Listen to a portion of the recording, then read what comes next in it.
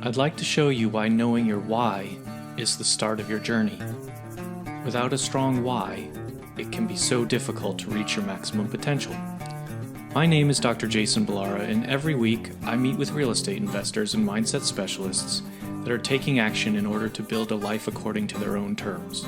We will break down what drives successful people and allows them to achieve at such a high level.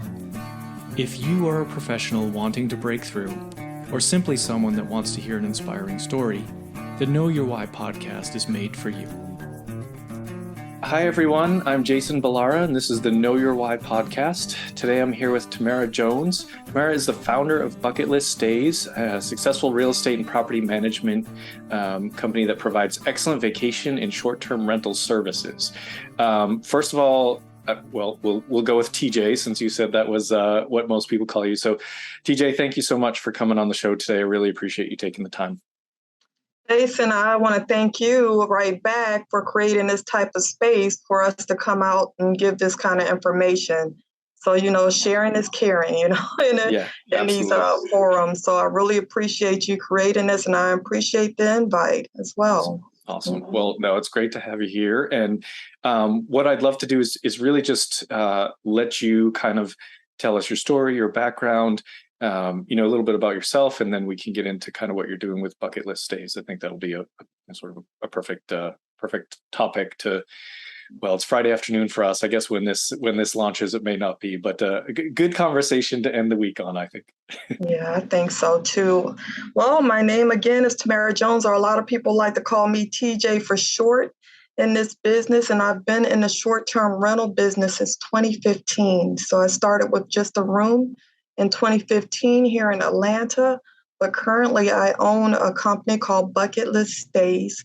And it is based on short-term rentals and what we call unique stays. So that's what we've pivoted to recently, is unique stays in response to the COVID-19 travel pattern changes that we see out there on the landscape. So yeah, we have at this point, about 15 units across the U.S. So we operate them all remotely. And they're across the U.S., and we have 3 over in the Dominican Republic, because we are now starting to spread out outside of the United States, and looking for a little bit of refuge from this inflation, a little bit of higher margin, profit margins. And sometimes we're finding that is being the case outside of the U.S. But that's pretty much what, the basis of our story. And I'll tell you, I have a small team that I'm very proud of. We have a team of about 4 people that help us. That's the core team. Everybody else is sourced out that help us, do our strategic planning, for bringing in new units, turning them over and things like that. And another thing I think is important that we do that some other property management or vacation rental companies may not do is we offer short-term rentals as an investment opportunity for passive investors. So if there's a passive investor out there, Jason, that says, okay, I've heard about short-term rentals. I know the returns are good. I've seen some evidence of that, but I'm not really wanting to get into hospitality or hands-on in this business. Is there an option for me? And that's absolutely right. That's what we do. We go obtain them. We source the short-term rentals mainly using a method called arbitrage. And what arbitrage is basically taking a unit on under contract as a leased unit for a very long period of time, but you're using it with that lease with the intent to profit off of it by listing it on OTA websites. And when I say OTA, I mean online travel agency websites. And so that is agreed upon between us and whoever's the owner of that building, the complex, that unit, and everybody seems to come out of that in a partnership. And that's what we deliver to passive investors. That's very cool. So let's just maybe try to go back to the beginning. You said you started with sort of one room there in Atlanta.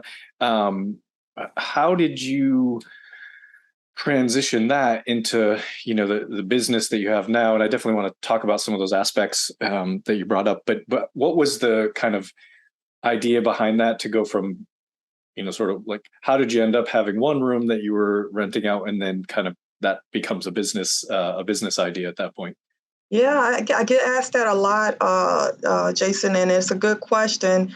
Well, I was a paralegal for the federal government at the time. So at the time, I had a W 2 just like most people, and I needed extra money because, as we know, government employees, you're not like raking in the dough. So I was looking for ways to bring in additional income, but I didn't want to have like a second job that required me to be hands on. Again, I needed something that kind of did what it would do in the background while I still was working, being a mother and things like that.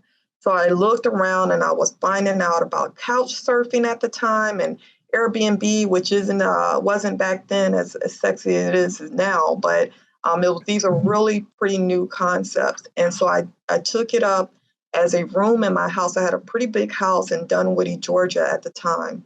And I took one of the rooms, rented it out, and that room started paying my mortgage. I did not fathom it wasn't for that. When I started that room, it was initially for some extra pocket change, like some savings. I need some extra money to get me above break even, things like that. And that room by itself did numbers that I wasn't even counting on. So when I saw that, I did that for about a year. So when I saw that, I thought, like, if a room is doing this, what does an entire unit do? You automatically, naturally start thinking things like that. Okay, what does an apartment do if a room does this? But I had never went after real estate in any different way other than to reside in it. I had no real estate background, and so I didn't know. I didn't know where to go, what to look for, and there wasn't a whole lot on YouTube, and there wasn't places like Clubhouse back in 2015. So I started searching for a coach, and I did. I came across honestly, I came across two, but one of the coaches allowed me to work in his company because he had a pretty good, solid footing in the short-term rental property management game, but he needed, some help, just some help. So I was a paralegal. I started doing different things for the company. I started doing setups. I started doing sourcing. And with actually, I started doing the zone checks and the permits first. And that automatically comes to sourcing. Because if you know what a zone looks like, now you know where you can actually get a property and get it legally, right? And so it pretty much from that point on, I did that for 3 years with that company. And while I was with that company, I kept acquiring my own units under that company's guidance and just, again, working the job until I quit. I actually quit resigned. That's what they call it for the federal government. I resigned my federal government position and continued on with short-term rental. And now I do this, this is, if you wanted to call it a job, this is my job. I do short-term rental each day. Mm-hmm. So, okay, did you? The first one was a room in your house. That makes that sort of makes sense. I think a lot of people start. Well, there's a lot of I don't know that was necessary. Accidental is not the right word, but a lot of people end up being kind of a landlord, whether it's long term or short term, because of some situation change or they need to make extra money. And there's a lot of talk about house hacking, but Yes. but you did it kind of in a short term rental scenario, which I actually haven't really heard a lot about that. I hear a lot about people. Yeah, we bought a house, we have roommates, or we own a 3-family and we rent out the other 2, and that covers the mortgage. So that's an interesting spin, kind of on the house hack, which I guess I would imagine it probably is more lucrative than a long-term rental there. Now, as you were working for this other company and you were building your own portfolio, I know you mentioned arbitrage, sort of the arbitrage method. And maybe can you just describe or define that again for people? Just because I think it is, there are some probably questions that come up related to it. I know what it is, but maybe just start by defining it and we can kind of get into what the arbitrage method is. Yeah, and I love, any questions about arbitrage because it is my baseline. It's what I fall back to whenever I need something that's a guarantee. So what arbitrage is getting into a lease for a particular property, and you're getting into that lease to take control of that unit for the sole purpose of profiting off of that unit. So that purpose is to profit off of that unit using it as a residence or a guest quarters for nightly stays.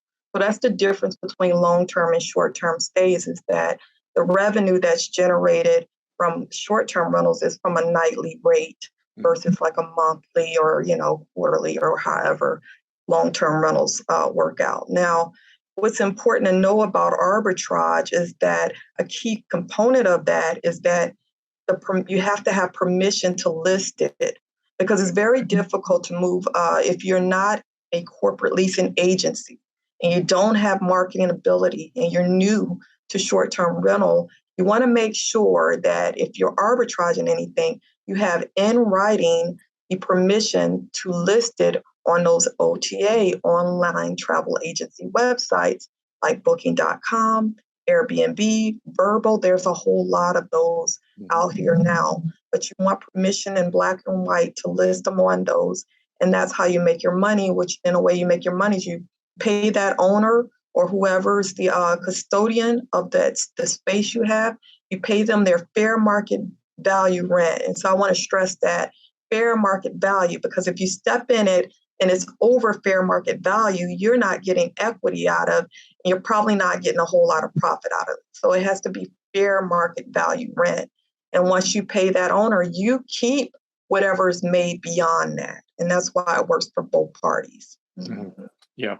And so are all, as you were acquiring these properties along the way and working for the other company, were those all via arbitrage, or did you have any ownership of any of them, or you've primarily stuck with that model the whole time?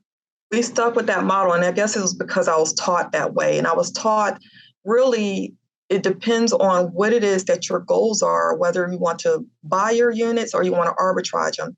And because our goals were to build out on a scale as quickly as possible across the U.S., managing remotely, the more favorable route for that is arbitrage. A lot of people that are looking into owning properties, they'll run into, DTI issues at some point. So arbitrage gives you an outlet, even for people that own, to continue to build those passive streams of income.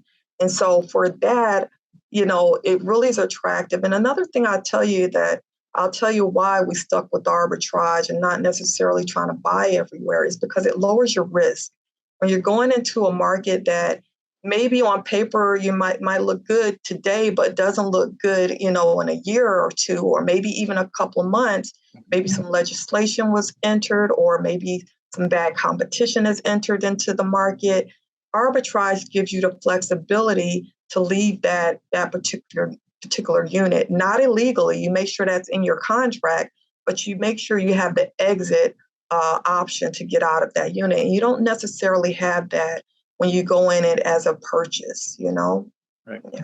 Right. Yeah, it's certainly, even if you can't get out of that lease early, it's a lot probably easier to kind of get through the end of that lease versus having to sell the property that, who knows, where you are, where the market cycle is, that sort of thing. So that makes a lot of sense. And you said you had 15 properties in the US and I think 3 the Dominican. Dominican Republic. Yeah. What markets in the US are you in? So we're here in Atlanta. We're also in New Orleans, and we're also in right outside of Jacksonville, Florida. We have a couple of units there. We also have them in, sometimes I forget, Alabama as well. So we are all over Tybee Island. And so we're all over the place, and we have a nice spread. But what our goal is to get into every state. So the company is called Bucket List Stays because we're literally building a bucket list for people that are looking to strive for something, And so our goal is to at least have a presence in each state. Yeah. Very cool. What about Dominican Republic is, sort of, I mean, it's a beautiful place. Not, I guess the question is not what is appealing about Dominican Republic, but what is appealing from a, short-term rental space there? How does it maybe differ from the US? Well, first I want to say it's probably not just the Dominican Republic that is a great option for short-term rental if you're looking at investing outside of the US. It's just that one organically came about as an opportunity for the company. It just came about through a partnership that was made through a third party. So is probably a lot of places. But what we like and what's working about the Dominican Republic is that the cost of living is a lot cheaper. You can obtain properties a lot cheaper than here in the United States, but you're still getting those same nightly type of rates that you see here in the United States for short-term rental. So it allows you a larger profit margin. Also, what I love about the Dominican Republic is that labor is cheap. Some people might not, but we're able to employ a lot of people there for, I say 75% less than the cost here in the US, and it really works out as far as being able to create the type of stays you're looking for. It's those are the main things, is that, just higher profit margins. We're right there in Punta Cana and Santo Domingo. So the traffic is really good when it comes to demand. They have different types of demand, but it's really good when it does come to travel demand. And I think it's a good place to go if you're saying, hey, I want to take on short-term rentals as a lifestyle asset as well. So I just recently put in front of some of our investors that are repeat investors, one of the units that came up there in the same building that we have. And the attractiveness about it is that they could also use it, so, it's just one of those things. Yeah. Yeah. Oh, that's nice. So, well, I guess I want to ask you about the, sort of the management side of the business, like as outside of your own portfolio. What is, I guess Bucket List Stays, what is that? If I were to hire you, I guess, maybe tell me how that works, but what's the process, and what does your company do for owners on Airbnb? Well, I'll tell you. So typically for a property management company through, or really co-host management, which is I call it co-host management because it's not the same as property management. Property management, it's a legal term. You have to have certain types of certificates for that, certifications. You have to be registered a certain way. So this is more co-management type of services. Now, the difference with our company is that some companies will allow you to take your short-term rental you already have stood up, it's already operational, and you're saying, hey, I don't want the day-to-day of this, I'm going to hand this over, and they take it over. But we don't take units over. We only take on projects that we source. So we have to source the unit. The unit gets sold out to an investor, and then we manage that property as a passive investment for that investor. And the reason why we've chosen to turn down any units that we do not set up is because of capacity. It is our capacity. We know how many units we can bring in monthly, how many we can't, and things like that. So that is what we do. So we bring in that unit by sourcing it. Usually the contracts are between 3 to 5 years. So we usually hold on to that unit between 3 to 5 years. We sell that income stream to the investor. Once they purchase it, we go in and we set it up, and we set it up to be operated remotely. And when I say remotely, all the systems are managed at a centralized point. So our channel manager, which is the heartbeat of your company, the one that sends out the messages, keeps your calendar deconflicted and all of that is centralized. But we make sure that each unit has a local team. So minimal, that team is going to be a handyman, a runner, that's what we call it, somebody has runs for the guests if they need something, and a cleaning team. And a cleaning team is usually A and B team. So we don't just hire one cleaning team, we hire two for redundancy. And so that's the process for us. And we have those teams in place. And once everything is set up, we do your pricing strategy. We do the pricing strategy, and we do the marketing and promotions for those particular units under the company Bucket List Stays. Yeah. Okay. So I guess if I were an investor and I wanted to get involved, this would be something you said it's where you would source it. So basically, do you have kind of a list of investors that when you find a new unit, you kind of go out to them and say, hey, we have this one. What do you want to do? Or are you interested? And are they purchasing, or they're signing that long-term lease on that unit and then you're running it via the arbitrage model? That's a good question, the way you asked it, Jason. So the way we get our investors, we do have a list of investors already, and a lot of them, what they do is they'll wash and repeat. They'll get one, and then they'll turn around and get another one. So those are we have, but we collect new investors all the time through our website, bucketliststays.co. You could go there and sign up, and then you'll receive when properties come available. You'll see, hey, there's a property out here is available for an investor. Now I'm trying to think of, what did you ask me after that? You asked me something specific. Well, just, I guess, if I were one of those investors, Yes. is the investor buying the unit, Okay, or yes. they're signing that long-term lease and then the arbitrage is kind of running through them? No. Yes, that's right. So no, actually the way it works is that we do the contracting as a company. We already have the references and the protocols and the contracts and the leases for these particular units. We get into that contract prior to bringing it to an investor. And when I say prior to, we have a limit on that, a time limit. So we approach owners all the time, use scripts, things like that. We approach them, and then that owner, once they go through the process with us of saying, hey, you want to be onboarded as one of our properties, they agree. They give us 72 hours. So built into that letter of intent, we have a letter of intent in place.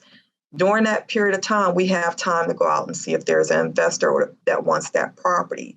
Now, when I say wants that property, to answer your question, the way they come on board or get onboarded is through an operational agreement with the company. So it's an operational agreement with the company that outlines what their estimated returns are, because there's no guarantees what their estimated returns are, what our responsibilities are versus what their responsibilities are. Mm-hmm. What do you have what can people expect from a return standpoint on these using this model, I guess? Yeah, that's such a hard question. And I do get asked that question. The reason it's hard is because every market is different, and the markets change from even county to county, neighborhood to neighborhood. I can have on this block this type of return, and then one block over have a separate type of return. But what you need to know about that, because I wouldn't be able to tell you unless I knew where it's at, But what you need to know about it is a part of the process of acquiring the units is something that we do called the analysis. That's done after we look at the zoning, because if the zoning's not right or there's municipality issues, there's no need to really look at the return. So we don't look at anything past that if there's a problem there. But the next thing is we do analysis, which pulls what is the occupancy expected for this particular unit. So what's the demand of travelers coming to this particular area? And a lot of those tools will tell you within a 2-mile vicinity what that looks like, right? And it'll tell you from that demand, hey, you should expect about this much per year. And even if you type in your expenses, it'll tell you what your net expectancy should be. Now, we take it a step further, Jason, in that we not only look at that, we go and look at what the competition in a 5-mile radius is actually doing. So we go in and we drill down to those listings on those OTAs and see how they're performing with different tools as well. And we look for those to match, where the report talking about, hey, this is demand for that area. This is about how much you should expect to make. And then you look on at your competition. Are they performing the way that tool says the demand is coming to that particular area? And hopefully there's no discrepancy between those two. And that's how we make a move on that property. But we don't keep that information to ourselves, Jason. We put that in front of an investor. Okay. And so you're not really doing, I guess you're third party managing these, but this is not a service that would be offered to people that already have a short-term rental. This is strictly through the deals that you source, and it kind of it's basically a full service, one-stop shop, whatever you want to call it. You're sort of getting investors into these from beginning to end. Yes, and I kind of want to make sure I specify more so why that is. It's quality assurance as well. So if we're involved in a process from the time that it's sourced, then we know what to expect number one, as far as revenue and net is concerned, even if we're looking at seasonality built in there, right? But another part of that is that we have maintained Superhost and Premier Host since 2017, and we have not lost that standing, and it impacts your listing. So with that, it depends on how that unit was set up. We can't guarantee a particular outcome if we were not involved in that setup. Sure. So it's very important that we're involved in, number one, how well is the unit going to perform revenue wise?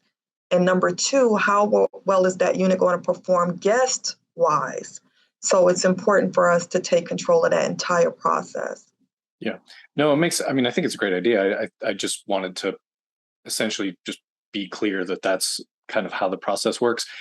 Because I mean, I think as you mentioned, it's a good way, or another way, I guess, to be a passive investor, right? There's all kinds of different asset classes to invest in. This is a way to get yourself into short-term rentals using this model, and effectively don't, if your company is doing everything sort of from beginning to end, it's truly a pat. You look at the opportunity, decide if it works for you, and then it is passive, which is, I mean, sounds great. Sounds like I know people that do do have short-term rentals, and it is, the management is the part that most people, I think people sometimes have fun with the setup, but then sort of managing that afterwards, I think is a bit of a challenge. So it is a good opportunity for people to have passive income in the short-term rental space.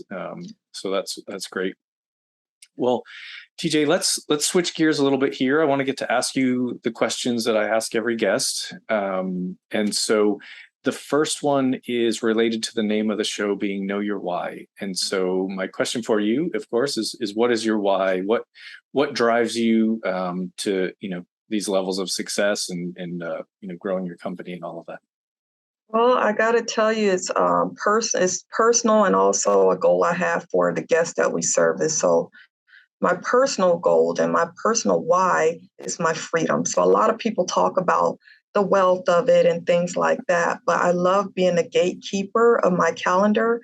And I look at short-term rentals, if they're set up right, it's about the way you set them up, as a way to free myself and to free my time for more time with my family and things I love to do and things like that. So my why, and why I'm still in this business after starting in 2015 all the way through a pandemic, is because it allows me to be free. It allows me to pick and choose what goes on my calendar. Now, recently, I'll tell you that the reason we started Bucket List Stays was to amp up the experience of guests. So this, the premise of Bucket List Stays is unique stays. And so our first unique stay was a tiny house, and that tiny house is themed after Edgar Allan Poe, The Raven, and it has a built-in escape room. And we are looking at, really giving guests a place to unplug, but also giving them a reason to want to stay unplugged. They won't have a reason to go looking for that nearest metro area. And we create something really special that's in a glamping site somewhere that allows them to really decompress from their day to day. And that is exactly what we're doing with our Bucket List Stays. It really is a why, is that we're looking to create these spaces that allow these guests to rest and rejuvenate for what's to come in the world here, No, that's fantastic, and I love the idea of the Edgar Allan Poe tiny house. That's really cool. Second question for you: what is, I guess, tell us something about yourself that is maybe not common knowledge, special skill, a hobby, just something to let people know you better a little bit. Oh, I love that. Yeah, I don't get asked that question. Yeah, I don't get asked. Thank you for asking. But a lot of people don't know I'm a certified stylist. So all the design boards for the units are quietly done by me.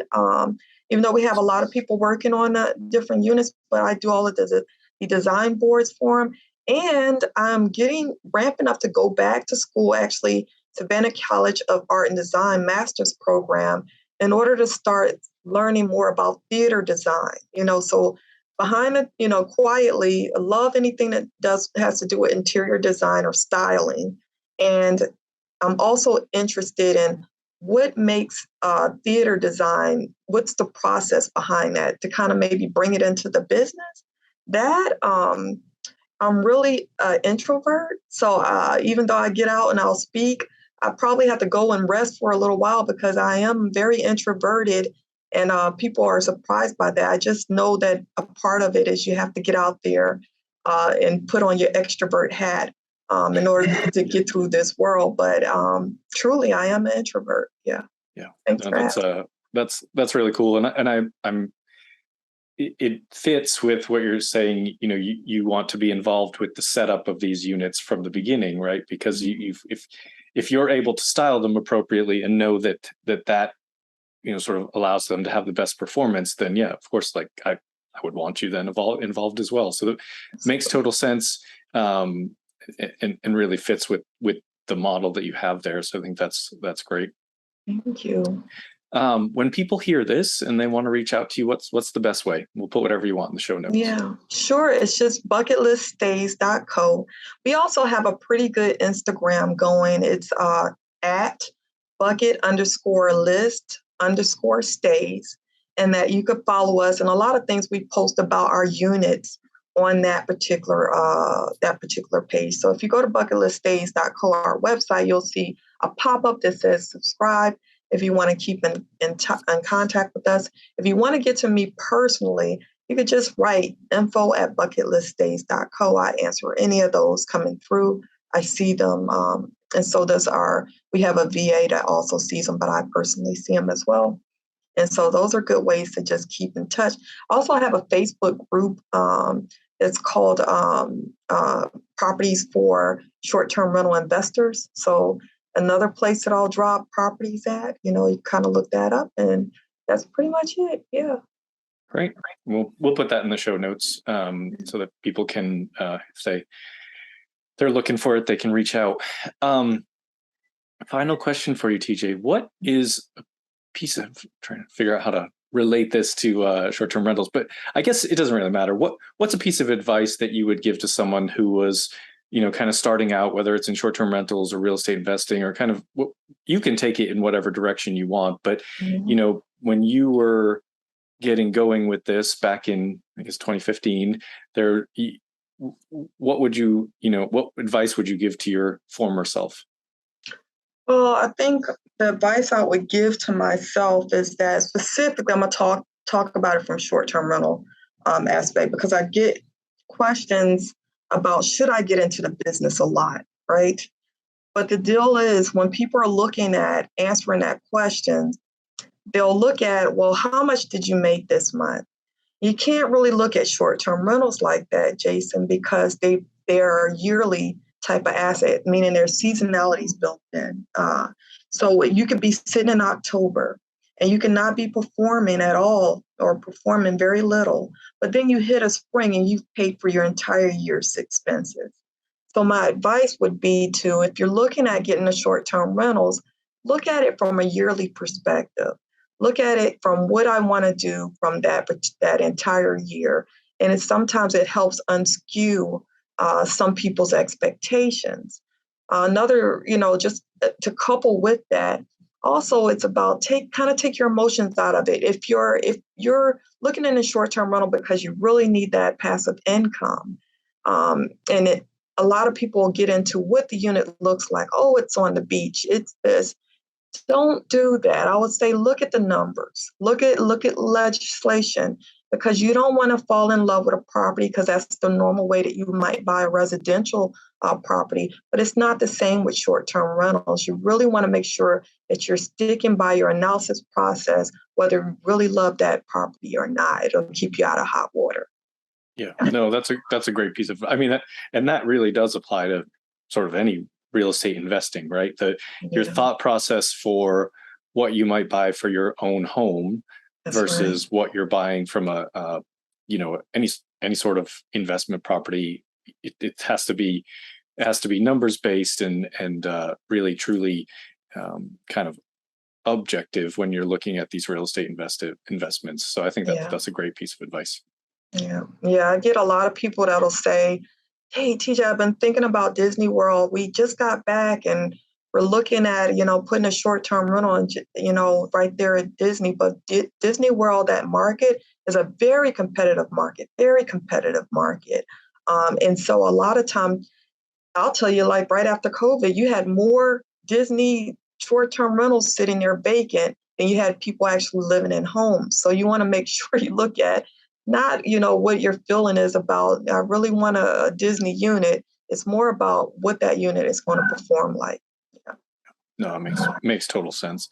Well, TJ, thank you so much. Thank you, Jason. Appreciate your time. I think I really think your business model here is unique, but also, seems very effective. I think it's a really, really great opportunity from a passive investment standpoint. So thank you for coming on and sharing and taking the time. I do appreciate it. Thank you so much for having me, Jason. All right. Well, have a great day, and we'll sign out from here. I'd like to show you why knowing your why is the start of your journey. Without a strong why, it can be so difficult to reach your maximum potential. My name is Dr. Jason Balara, and every week I meet with real estate investors and mindset specialists that are taking action in order to build a life according to their own terms. We will break down what drives successful people and allows them to achieve at such a high level. If you are a professional wanting to break through, or simply someone that wants to hear an inspiring story, the Know Your Why podcast is made for you.